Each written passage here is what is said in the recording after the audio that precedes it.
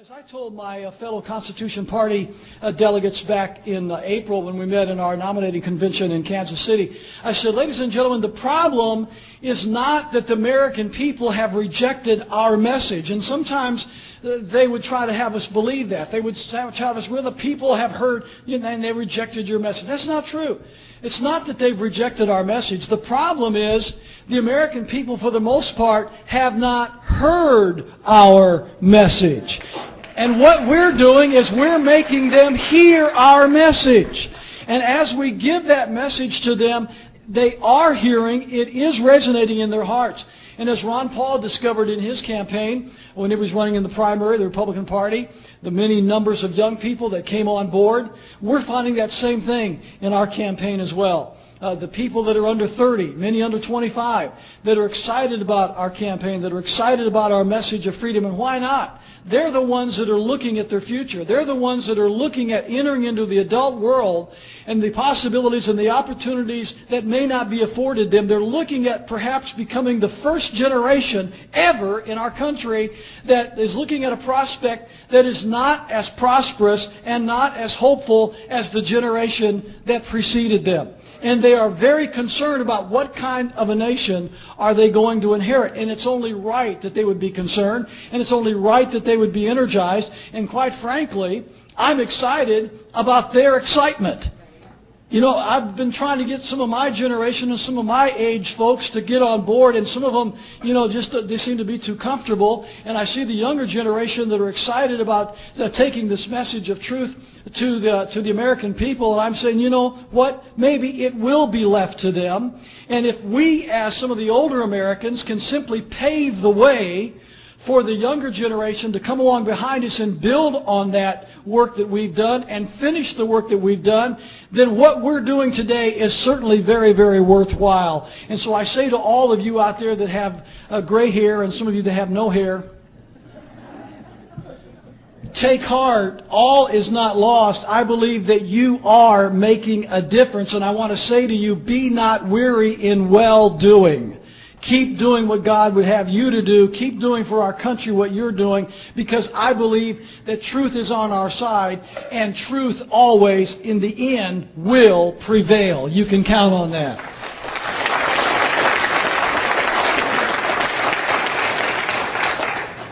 You know, whenever we talk about sustainable development and we talk about the encroachment on property rights and all of these issues, and I hear some of my Christian brethren trying to separate these issues from what they would call Christian values or biblical issues. And with no offense to Brother Mike Huckabee, whenever he was on the campaign trail here during the Republican primary season, I heard him deliver a speech in which he said that he wanted to propose a constitutional amendment to the Constitution that would, and I know I'm paraphrasing what he said, but it would inculcate or incorporate biblical principles into the Constitution. And of course, the left, went after him and all of that. But I cringed when I heard that. And I wanted to shout through the television and say, Brother Mike, do you not understand that our Declaration of Independence, our Constitution, our Bill of Rights already has at its core the very principles that God has established? We know that as natural law. We know it as common law. Call it whatever you want. But all of our founding fathers, for the most part, understood those principles, and they introduced those principles into our very fabric of society, into our very form of government. And the reason we have property rights today is because property rights is a natural right that is given to men by their Creator.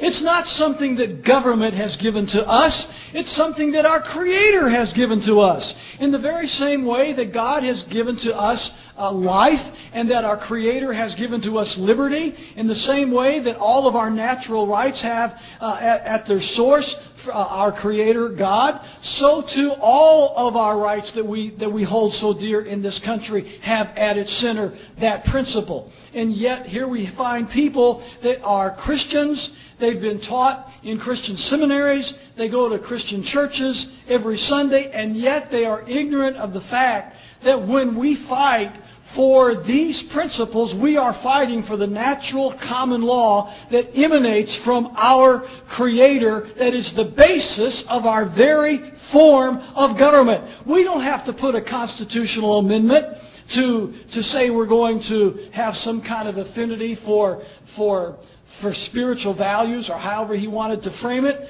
All we have to do is obey the principles and the laws that we already find in the Constitution, that we already find in the Declaration of Independence, that we already find in the Bill of Rights, because at the very heart and center, all of those principles emanate from our Creator. So what I'm trying to say to you, that our freedoms and the liberties that we all hold dear were given to us not by Uncle Sam, but they were given to us by our Creator God. And that's what Thomas Jefferson wrote, did he not, in the Declaration of Independence, when he said that we are endowed by our Creator with certain unalienable rights, that among these are life, liberty, and the pursuit of happiness, that they were not given by government, they were given by our Creator. The only thing that government can do pertaining our liberties is one of two things. Government can either protect those liberties, or government can trample those liberties. But they cannot grant those liberties, because that comes from God. It is the purpose of government, according to Jefferson in the Declaration, to secure these rights, to use his phrase.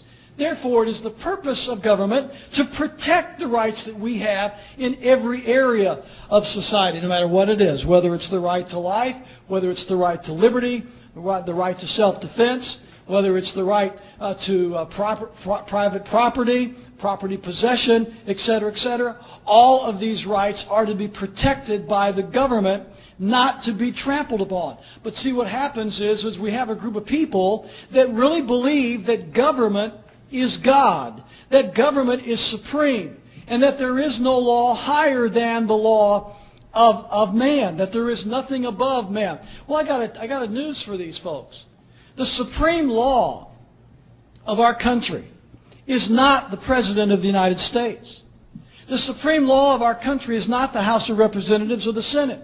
The supreme law of our land is not even the Supreme Court. The supreme law of our land is the Constitution of the United States. That is the supreme law of our land.